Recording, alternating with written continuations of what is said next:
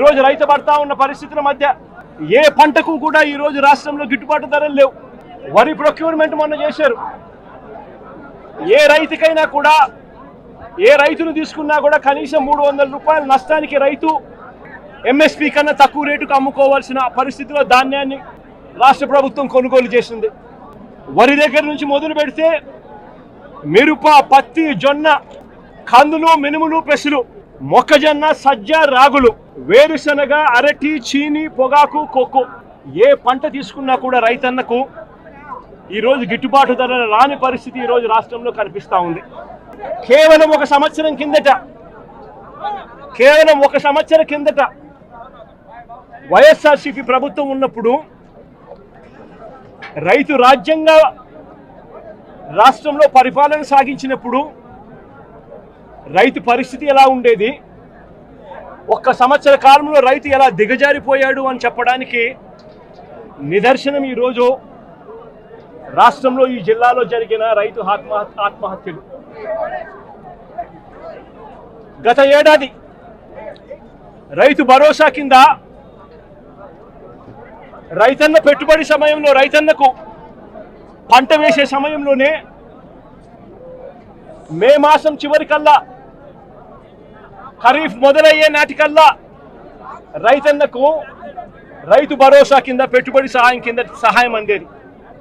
వైఎస్ఆర్సీపీ ప్రభుత్వ హయాంలో, మా ప్రభుత్వ హయాంలో గత ఏడాది రైతు భరోసా కింద అందుతా ఉన్న ఆ సొమ్ము చంద్రబాబు నాయుడు గారు వచ్చిన తర్వాత ఆగిపోయింది.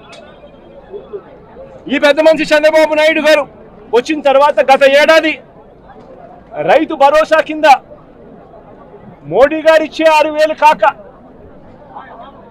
మరో 20,000 రూపాయలు రైతు భరోసా కింద ఇస్తానని చెప్పాడు ఈ పెద్ద మనిషి చంద్రబాబు నాయుడు. గత సంవత్సరం రైతులకు ఇవ్వాల్సిన 20,000 రూపాయలు ఎగరగొట్టేశాడు.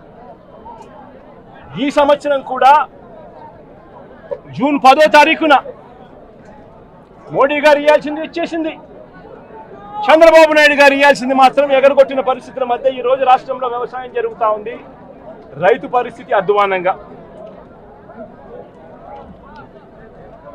సమయానికే సీజన్ ముగిసేలోగానే ఇన్పుట్ సబ్సిడీ ఇచ్చే సాంప్రదాయాన్ని గత ప్రభుత్వం అంతే గతంలో వైఎస్ఆర్సీపీ ప్రభుత్వ హయాంలో ఉండేది.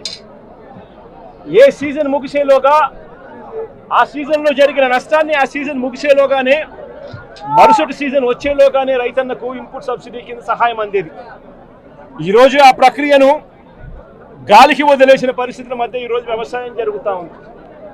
వైఎస్ఆర్సీపీ ప్రభుత్వ హయాంలో అంటే మా ప్రభుత్వ హయాంలో రైతులకు పంట వేసిన తర్వాత ఆ పంట నష్టం పోతుంది అన్న భయం లేకుండా రైతులకు ఉచితంగా పంటల బీమా చేసి ప్రతి ఎకరాను ఈ క్రాప్ చేసి ఆర్బీకేల ఆధ్వర్యంలో పారదర్శకంగా రైతులకు ఉచిత పంటల బీమా వైఎస్ఆర్సీపీ ప్రభుత్వం అమలు చేస్తే చంద్రబాబు నాయుడు గారు ప్రభుత్వం వచ్చిన తర్వాత ఆ ఉచిత పంటల బీమా ఎత్తివేసిన పరిస్థితుల్లో ఈరోజు రాష్ట్రంలో వ్యవసాయం కనిపిస్తూ ఉంది. ఈ క్రాప్ వ్యవస్థను పూర్తిగా నీరుగార్చేశారు. దళారీలు లేకుండా పంటలు కొనుగోలు చేసి ఆర్బీకే వ్యవస్థను నీరుగార్చిన పరిస్థితిని ఈరోజు రాష్ట్రంలో చూస్తూ ఉన్నాం.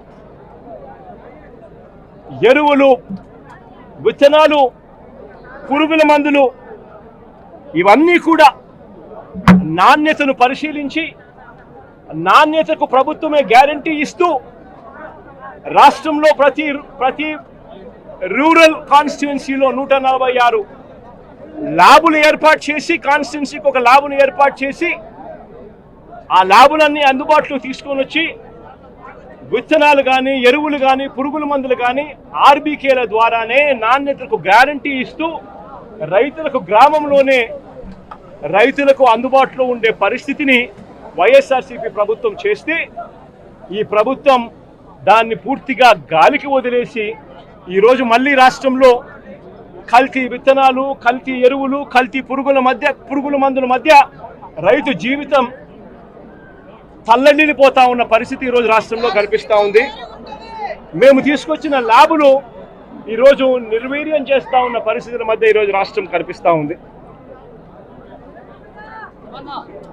మా ప్రభుత్వ హయాంలో ధాన్యం కొనుగోలు కాక ఆర్బీకేల ద్వారానే దళారీ వ్యవస్థ తీసేసి ధాన్యం కొనుగోలులో ప్రతి రైతుకు కూడా కనీస మద్దతు ధర ఖచ్చితంగా రైతుకు అందుబాటులోకి తీసుకొచ్చే కార్యక్రమం మేము చేస్తూ ప్రతి రైతుకు కూడా ఎంఎస్పి మాత్రమే కాకుండా జిఎల్టీ ఛార్జెస్ కింద అంటే gunny bags logistics gunny bags labour transport కింద ప్రతి రైతుకు ఎకరాకు 10,000 రూపాయలు అదనంగా మా ప్రభుత్వ హయాంలో వైఎస్ఆర్సీపీ ప్రభుత్వ హయాంలో ప్రతి రైతుకు కూడా మేము ఇచ్చేవాళ్ళం. ఈరోజు రైతుకు గిట్టుబాటు ధరలు రాని పరిస్థితి, ధాన్యం కూడా 300 రూపాయలు ఎంఎస్పీ కన్నా తక్కువ రేటుకు కొనుగోలు చేసిన పరిస్థితి, రైతు అమ్ముకున్న పరిస్థితి దళారీలకు. ధాన్యం కొనుగోలుకే కాకుండా మా ప్రభుత్వం వైఎస్ఆర్సీపీ ప్రభుత్వంలో గతంలో 3,000 కోట్ల రూపాయలతో ధరల స్థిరీకరణ నిధి తీసుకొచ్చి ఏకంగా 5 సంవత్సరాల కాలంలో 7,500 కోట్ల రూపాయలు ఖర్చు చేసి మార్కెట్లో కొనుగోళ్లు చేసి మార్కెట్లో పోటీతనాన్ని పెంచి రైతులకు గిట్టుబాటు ధరలు వచ్చేట్టుగా మా ప్రభుత్వ హయాంలో 7,800 కోట్ల రూపాయలు ఖర్చు చేసి రైతులను ఆదుకున్న పరిస్థితి మాది. అయితే కేంద్రం ప్రకటించిన పంటలకే కాకుండా మిరప, పసుపు, ఉల్లి, చిరుధాన్యాలు, అరటి, బత్తాయి, టొమాటో వంటి పంటలకు సైతం ఎంఎస్పీని ప్రకటించి రాష్ట్ర ప్రభుత్వమే దాన్ని ఆర్బీకేలలో దాన్ని పోస్టర్లు వేసి పెట్టి ఆర్బీకేలలోనే అక్కడే పనిచేస్తా ఉన్న అగ్రికల్చరల్ గ్రాడ్యుయేట్ ఆ పంటలకు సంబంధించిన రేట్లు వెంటనే అప్డేట్ చేసేవాళ్ళు. ఏ పంటకైనా కూడా గిట్టుబాటు ధర రాని పరిస్థితి ఎక్కడైనా ఉంటే వెంటనే ప్రభుత్వం ఇన్వాల్వ్ అయ్యేది. జాయింట్ కలెక్టర్లు అందరూ కూడా మార్క్ఫెడ్కు వీళ్ళందరూ కూడా జాయింట్ ఎండీలుగా వీళ్ళందరినీ కూడా నమోదు చేశారు. వెంటనే మార్కెటింగ్ శాఖ ఇన్వాల్వ్ అయ్యి జాయింట్ కలెక్టర్ల ఆధ్వర్యంలో పంటలు కొనుగోలు చేసే పరిస్థితి. ఈరోజు అవన్నీ కూడా గాలికి ఎగిరిపోయిన పరిస్థితుల మధ్య ఈరోజు రాష్ట్రంలో వ్యవసాయం జరుగుతూ ఉంది. ఈరోజు ఈ పొగాకు పంటే తీసుకుంటే ఈ చంద్రబాబు నాయుడు గారి ప్రభుత్వం రాక మునుపు అంటే మా ప్రభుత్వం చివరి సంవత్సరంలో కూడా పొగాకు పంటకు సంబంధించి 2023-24 అంటే మా ప్రభుత్వ హయాంలో కేజీ 366 రూపాయలు అంటే గత సంవత్సరం కేజీ 366 రూపాయలు అంటే 36,000 రూపాయలకు